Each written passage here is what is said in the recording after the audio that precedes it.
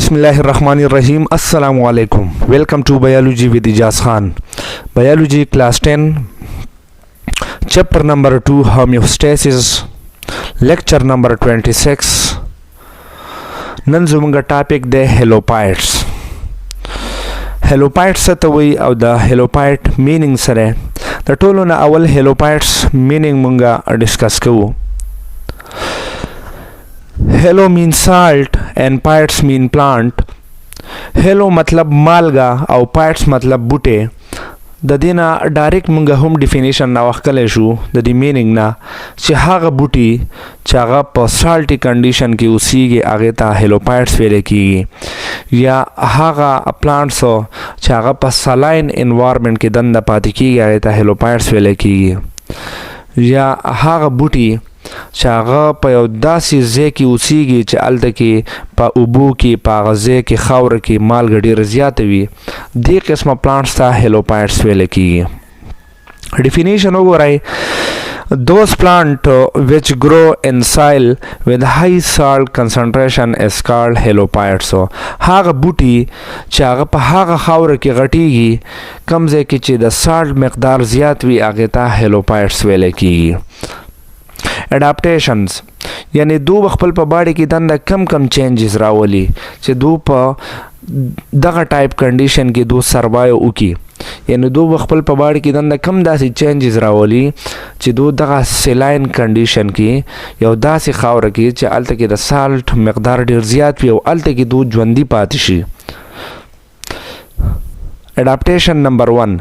Halophytes are not salt lover but salt tolerant plants. Halophyte ته مونږه salt lover خو نه دي خو salt tolerant plants دي.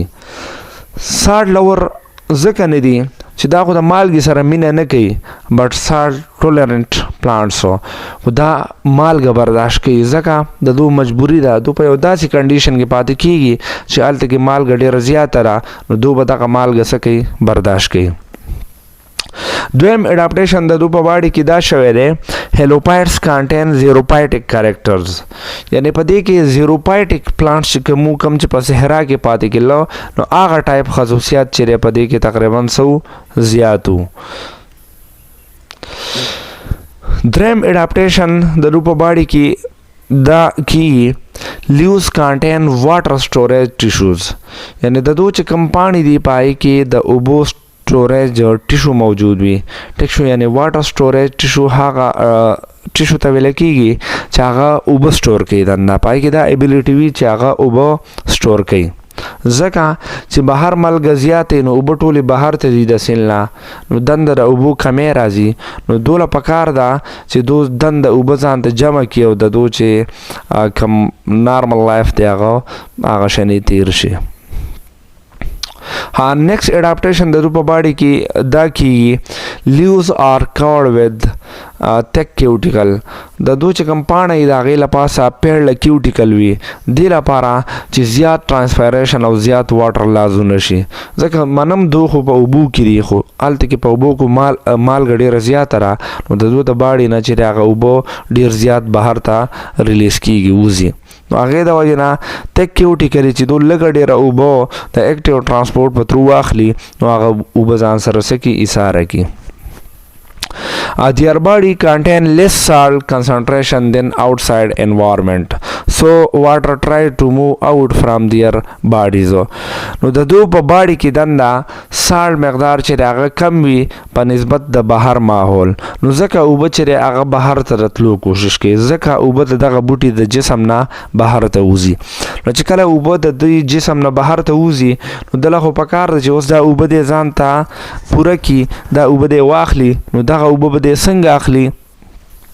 such plant absorb salt by active transport، نو دغه پلانټ وسی چل کوي یعنی salt NaCl چې دا به د اکټیو ترانسپورټ په تروسه کې جذب کوي، یعنی د دوی په روټس کې داسې سټرکچر وي ټیک شو، داسې ډیزاین کړی شوی چې هغه څه کوي، هغه د اکټیو ترانسپورټ په ترو باندې ټیک شو سوډیم آین او کلورین آین چې دی هغه څه کوي، هغه ځان ته ابزارب کوي، جذب کوي.